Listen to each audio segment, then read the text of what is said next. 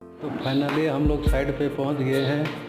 आइए देखिए, हम लोग का पहले का जो 412 का बोर्ड है उसमें हम लोग का पहले का पुरान का सीट लगल है, देख रहे हैं। उसमें हम लोग को लगाना है नया प्लेट, स्विच नया मॉडल करना है।